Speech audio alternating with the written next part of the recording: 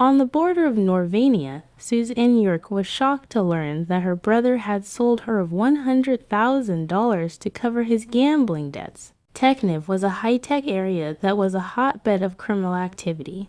It was known for scams, human trafficking, organ trading, and violence.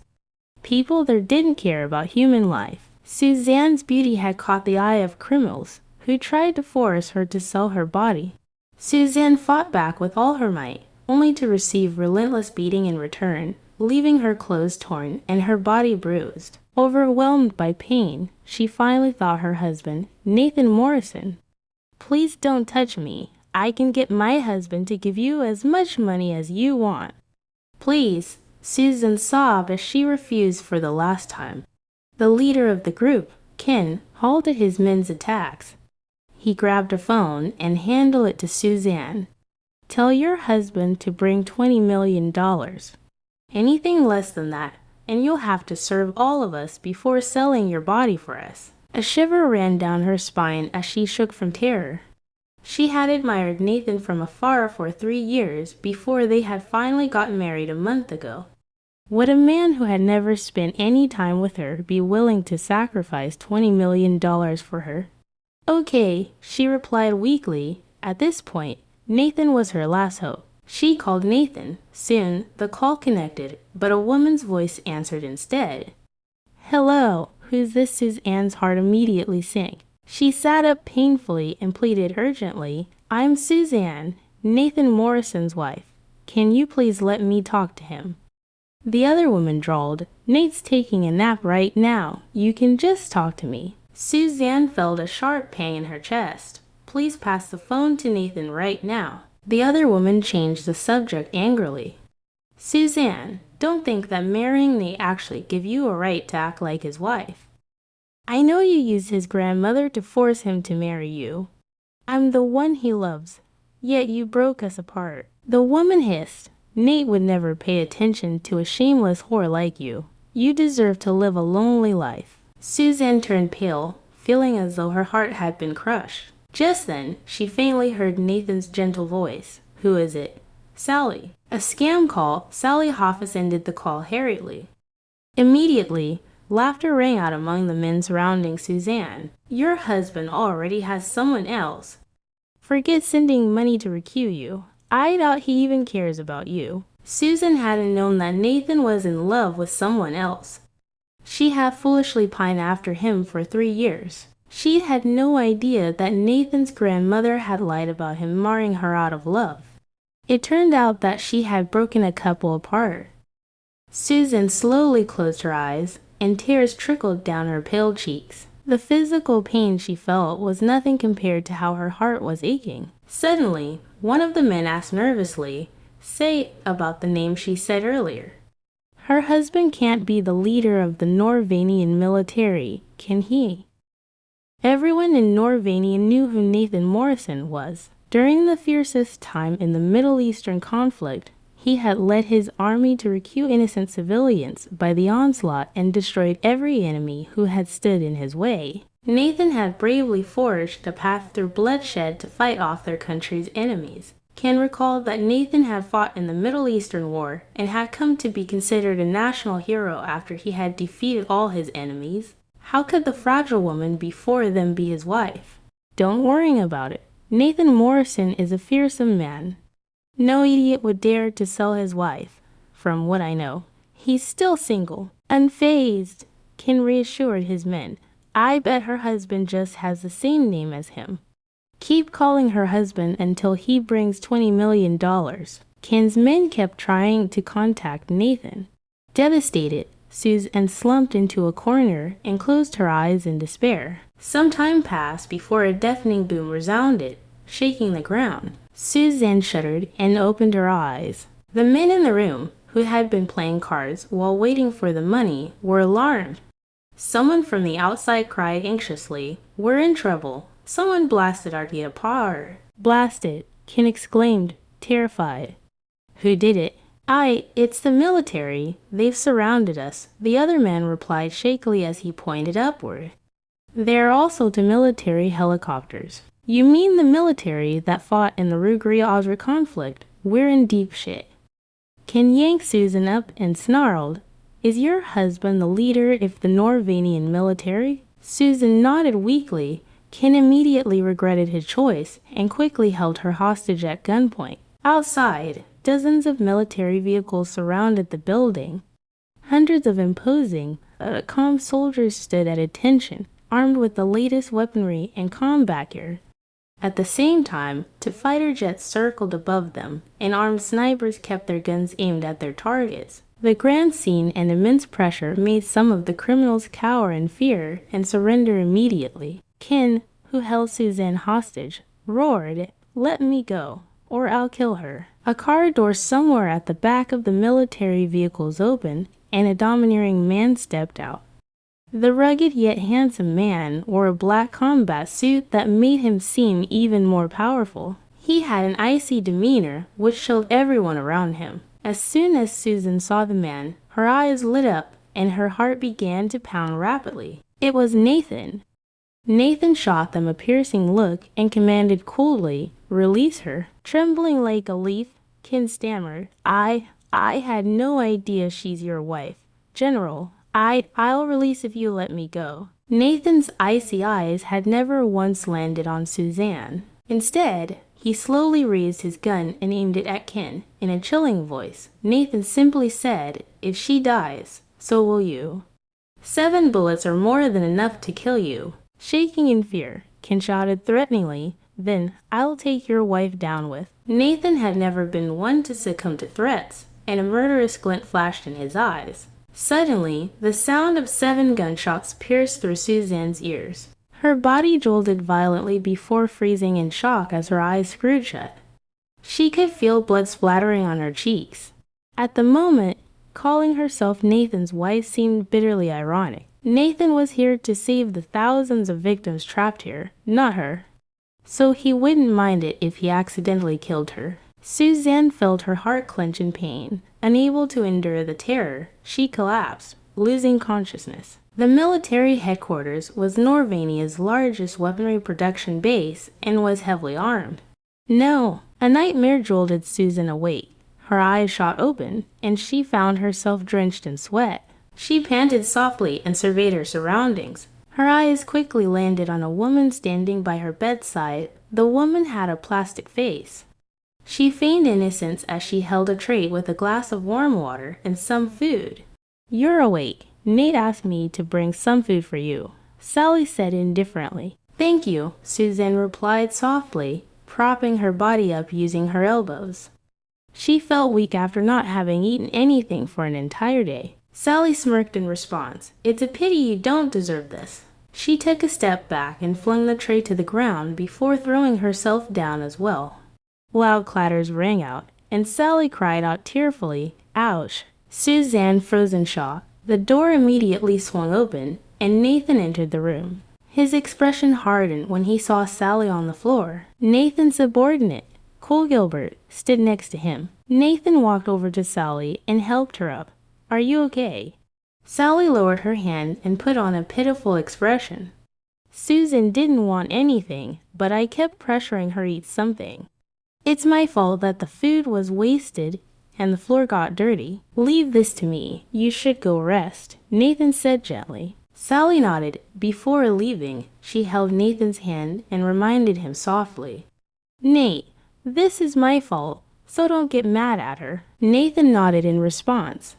Susan watched Sally's clumsy performance with a hint of disgust. The room quickly became quiet after Sally left the room.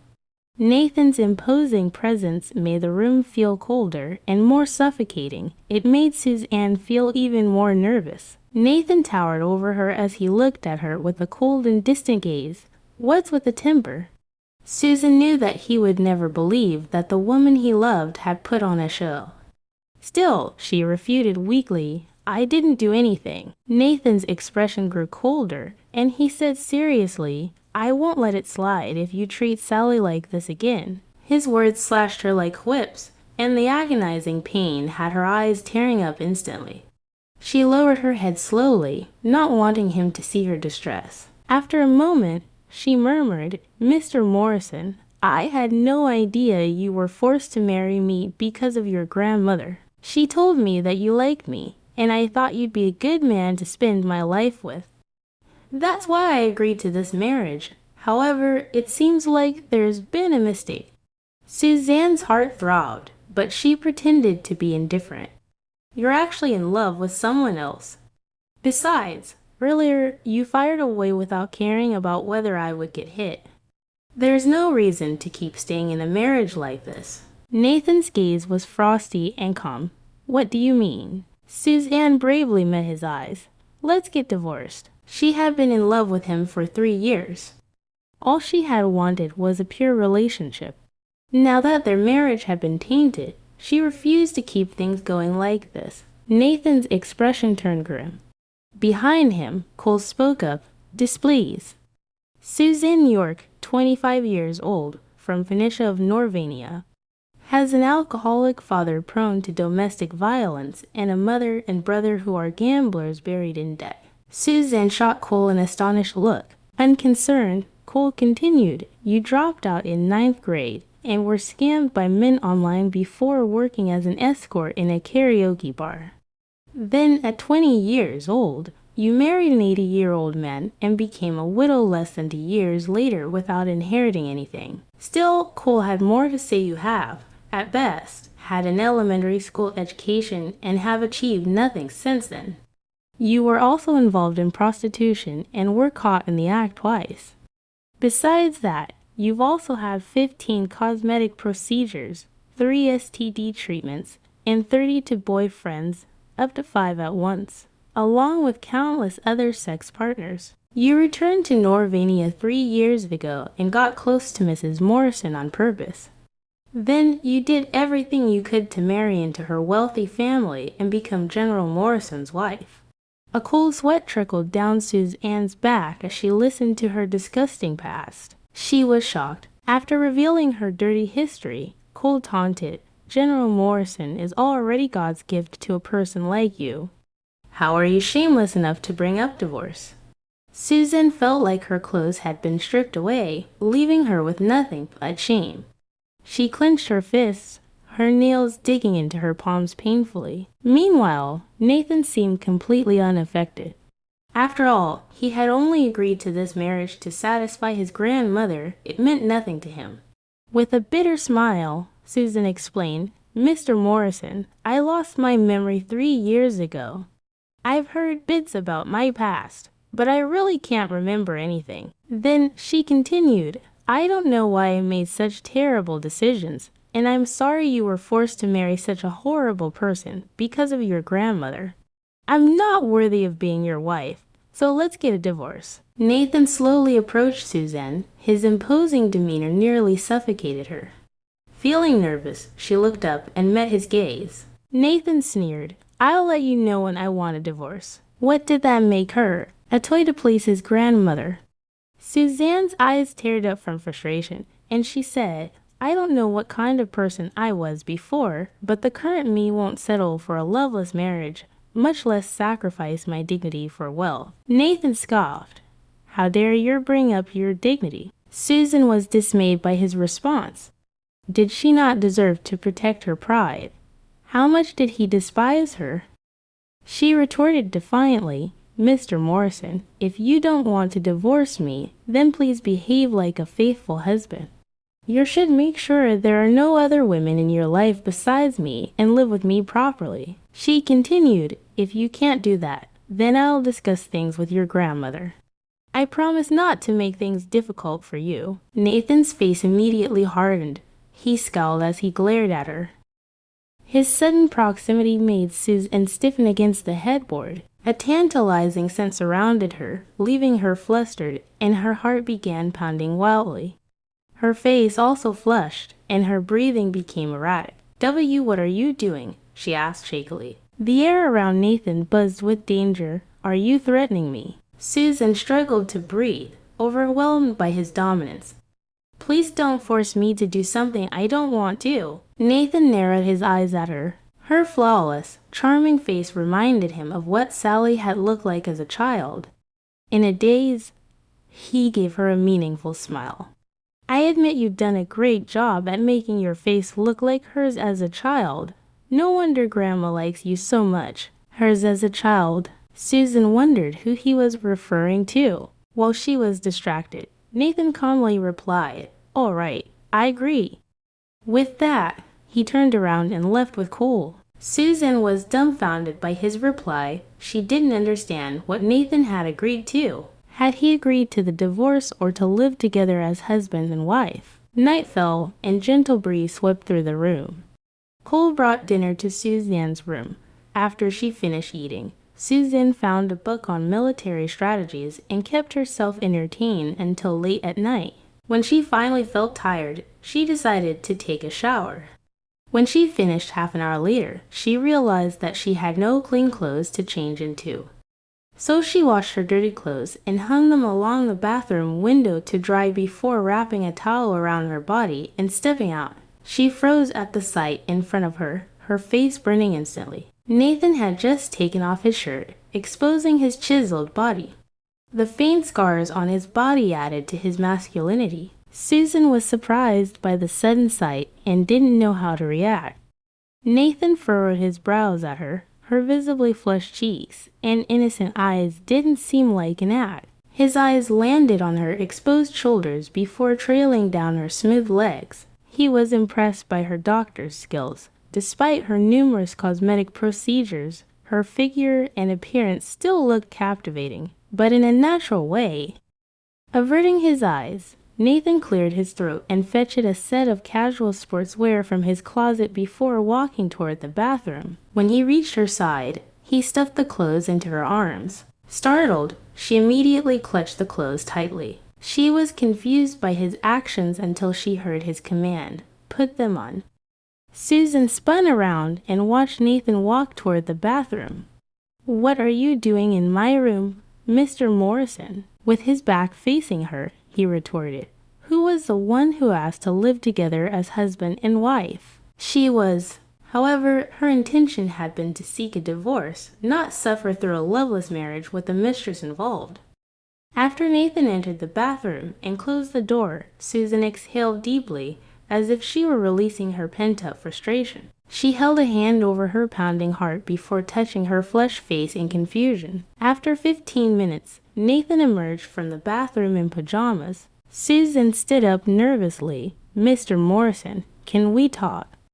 Although she had been pining after him for 3 years, her rationality told her that keeping this marriage going would only bring her pain. Nathan walked over to the closet and pulled out another blanket before walking over to her bed. "It's late. Let's talk tomorrow." Susan was a nervous wreck. Her fingers clenched at the hem of her shirt as she stared at him with teary eyes. Softly, she asked, "Aren't we getting divorced?" Nathan spread out his blanket and lay on one side of the bed, closing his eyes. "Not for now." Feeling nervous, Suzanne replied, "Then you better act the part." "Okay," Nathan agreed without hesitation. Susan hadn't expected such a direct answer. It left her feeling restless as she watched him lie down. Carefully, she grabbed her blanket and pillow and laid them on the floor. Since Nathan was in love with another woman, he most likely wouldn't want to sleep in the same bed as her. So Susan had no choice but to sleep on the floor. After arranging her bedding, she turned the lights off and found her way back in the dim moonlight. Second later, the lights switched back on. Susan opened her eyes, only to see Nathan's stern face as he stood next to her. Displeased, he demanded, "What are you doing?" Susan was perplexed. She replied, "Sleeping, of course." Immediately, Nathan crouched down and picked her up, blanket and all. His shoulders were wide and strong. Before she could react, Susan felt herself being thrown onto the bed. She bounced on the mattress, which made her head spin and her injuries hurt. Just then, Nathan leaned in closer to her. Startled, she unconsciously shoved at his chest. "You." He lowered himself onto the bed until he had trapped her with his body. As soon as Suzanne came into contact with his sturdy chest, she yanked her hands back, feeling shy. With her hands now in front of her chest, she stared at him nervously. Her heart raced, and her breathing became erratic. Her body had tensed from both fear and anticipation. She didn't know what he was doing. Was he planning to do the deed with her?